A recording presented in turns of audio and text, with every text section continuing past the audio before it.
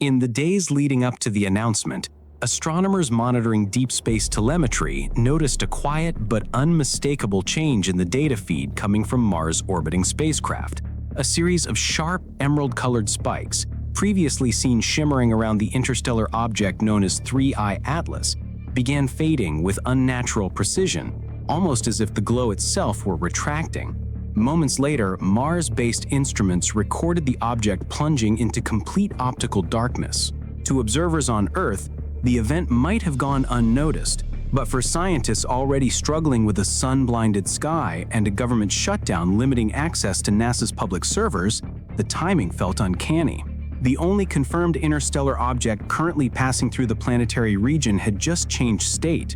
Its lights, for lack of a better word, had turned off, and Earth was in no position to watch it happen.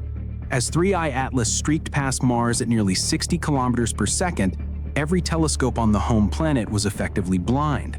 And so the story of one of the strangest cosmic visitors ever detected became a tale told not from Earth, but from the surface and orbit of a world more than 225 million kilometers away.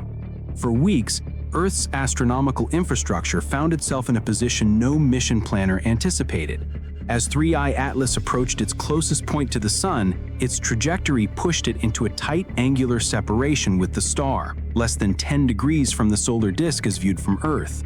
Such proximity rendered the visitor unreachable to even the most advanced observatories. Pointing a telescope too near the Sun is equivalent to staring directly into a welding torch. Sensors risk permanent damage. Professional observatories universally enforce a 15-degree safety rule, refusing to track objects that pass within this forbidden range.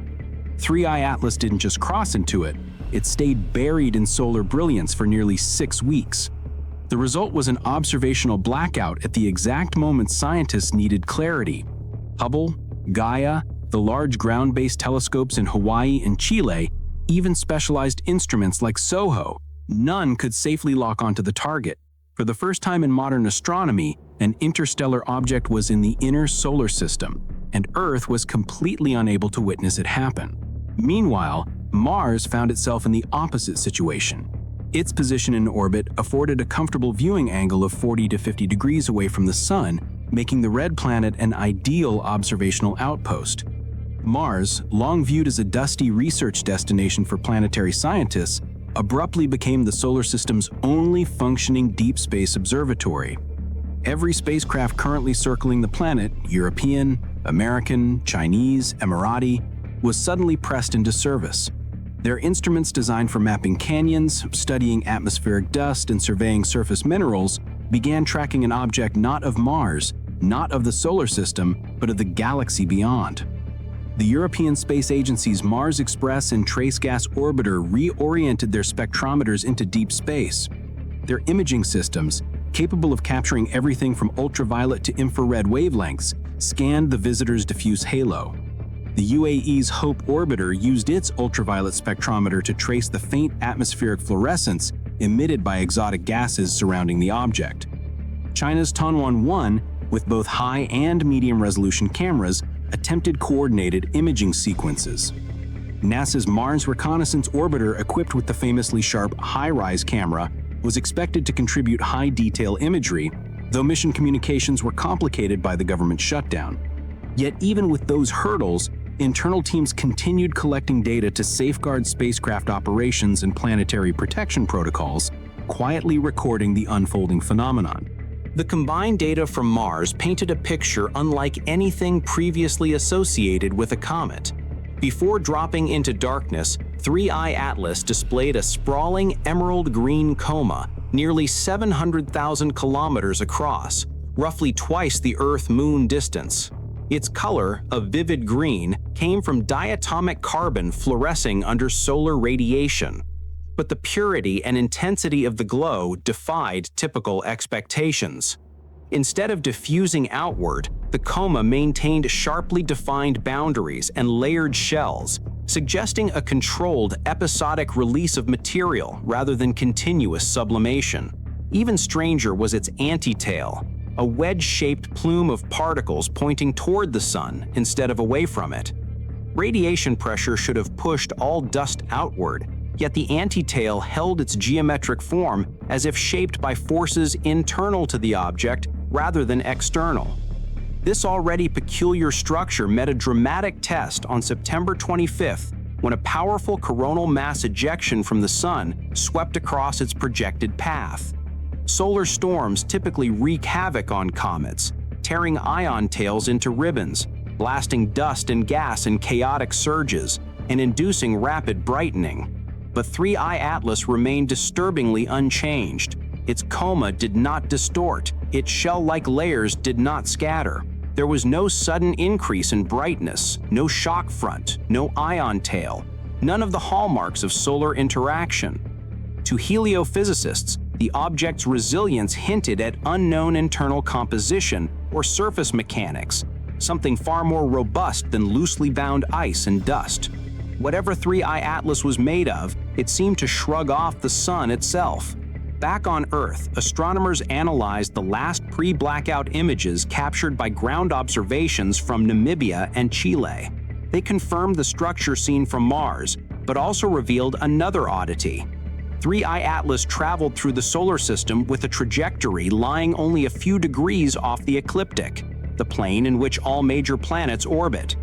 Interstellar visitors rarely share the solar system's orbital alignment. They typically plunge in from steep angles, unbound by the gravitational plane that shapes our planetary neighborhood. But 3I Atlas followed a path almost comfortingly familiar, aligned in a way that raised questions about whether its arrival had been shaped by chance or something more deliberate. As Mars-based spacecraft gathered data, an even more historic observation occurred on the planet's surface. On October 2nd, NASA's Perseverance rover conducted a routine 9-minute sky survey using its Mastcam Z instrument. The sequence was intended to monitor dust content in the upper atmosphere, but analysis later revealed a faint streak cutting across the stellar background. After calibration, dark subtraction, flat fielding, and artifact checks, the streak remained. When the rover's pointing direction was mapped against predicted ephemerides using NASA's SPICE kernels, the object matched 3I Atlas's expected position with remarkable precision. For the first time in human history, an interstellar object had been photographed from the surface of another planet. Then, without warning, everything changed. Following the solar storm encounter, 3I Atlas began dimming, slowly at first, then in a rapid coordinated collapse of its optical emissions. The massive green halo contracted, the layered shells faded, the antitail weakened but did not disappear. And then the object's glow vanished entirely. All that remained visible from Mars was a faint, narrow plume, still pointing sunward, and a tumbling, nearly lightless nucleus racing through space. For natural comets, such behavior is nonsensical. Sublimation might diminish, but it does not switch off. Even in low activity states, comets reflect sunlight, but 3I Atlas seemed to transition into a mode of stealth, its luminous signature extinguishing in a matter of hours. Speculation surged through scientific channels. Had its outer layers been stripped? Had its exotic gases dissipated? Had the solar storm altered its chemistry? Or had the emerald coma been something other than gas to begin with? Something that could retract, deactivate, or dissolve intentionally?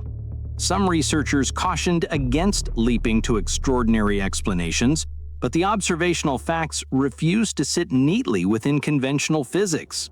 The collapse of the coma was too orderly, the antitail too persistent, the pre-shutdown behavior too mechanical, the resilience to solar storms too extreme. Meanwhile, the partial government shutdown in the United States throttled NASA's public communication channels. The timing created an uncomfortable information vacuum. International agencies released early data as they could. Independent scientists published analyses within hours of receiving raw frames, and yet one of the largest contributors to planetary science was limited in what it could disclose. This fueled speculation even further, though internally mission engineers continued monitoring spacecraft health and telemetry as usual. As 3I Atlas cleared the region of solar blindness and approached the next phase of its journey toward perihelion, fundamental mysteries remained. Its true composition was still unknown. Its unexplained structural shells awaited high-resolution spectroscopy. Its anti-tail remained a physics-defying anomaly. The sudden extinction of its emerald glow, recorded only from another planet, remained unresolved. And its interstellar origin, the only element beyond dispute, only deepened the puzzle. How could something forged in another star system behave with such seeming intention within ours?